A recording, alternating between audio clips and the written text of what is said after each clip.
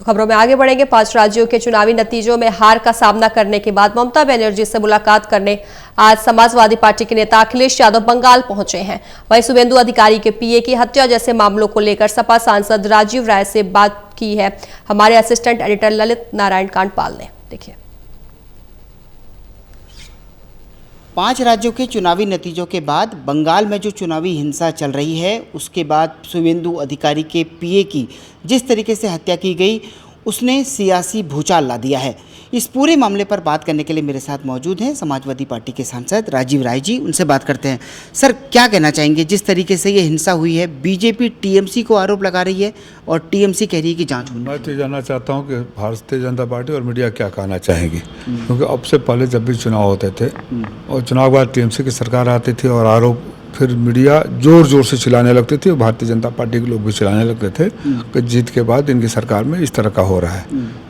अब तो 2.5 lakh additional bonus के रूप में पैरामिलिट्री फोर्सेज हैं, डबल इंजन की सरकार है, वहाँ के महिला मुख्यमंत्री को काउंटिंग सेंटर में पिटाई होती है, वहाँ के टीएमसी के प्रत्याशी को दौड़ा दौड़ा कर मारा जाता है।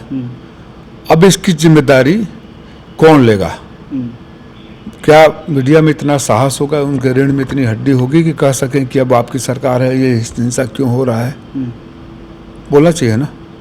और जो भी है, किसी की हत्या होना दुखद है, कोई अपने परिवार का चिराग होता है, इसकी जांच होनी चाहिए, दोषियों के खिलाफ कार्रवाई होनी चाहिए।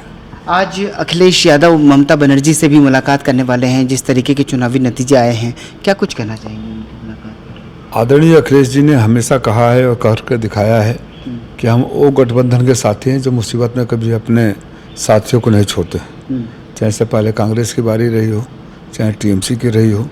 उसी धर्म का पालन करने और लोकतंत्र के सच्चे सिपाही के रूप में वहाँ जा रहे हैं जहाँ लोकतंत्र का चीरहरण हो रहा है ज्ञानेश कुमार और भारतीय जनता पार्टी सरकार के संरक्षण में, जहाँ लोकतंत्र की डकैती हुई, लोकतंत्र को गला दबाया गया, वोटों को लूटा गया और एक महिला मुख्यमंत्री के साथ अपमान किया गया। महिला सम्मान की बात करने वाली सरकार द्वारा उनका असली चेहरा देखने और दिखाने गए हैं। और एक सबसे बड़ी बात यह है कि ममता बनर्जी के बयान को लेकर भी बीजेपी निशाना साध रही है। वो कह रही है कि आखिर वो इस्तीफा क्यों नहीं देंगी? उन्होंने अपनी बात को स्पष्ट कर दिया है, कल शाम को बयान भी आ गया है, इसलिए जो बातें कहना था उन्होंने कह दिया। कोई संवैधानिक बाध्यता नहीं होती कि इस्तीफा देना ही पड़े। आदमी आक्रोश में होता है, जो आदमी जिंदगी भर लड़ाई लड़ा है और उसके सामने उसी राज्य में सरकार और चुनाव आयोग द्वारा नंगा नाच किया गया हो तो निश्चित रूप से मन व्यथित होता है। और उन्होंने जो कहा है वो काफ़ी सोच समझ कर कहा होगा। एक आखिरी सवाल, आज बिहार में सरकार का कैबिनेट एक्सपेंशन होने जा रहा है, नीतीश कुमार के बेटे भी शपथ लेने जा रहे हैं। खेत लूट कर एक बोझा अनाज देने जा रहे हैं। हम लोग पहले कहा करते थे कि भारतीय जनता पार्टी का जो ट्रैक रिकॉर्ड रहा है कि जिस राज्य में गठबंधन के सहारे सत्ता में आती है उस राज्य के गठबंधन साथी की सबसे पहले हत्या करती है। और नीतीश कुमार जी मुख्यमंत्री नहीं बनेंगे, हम लोग कुछ समय से कह रहे हैं।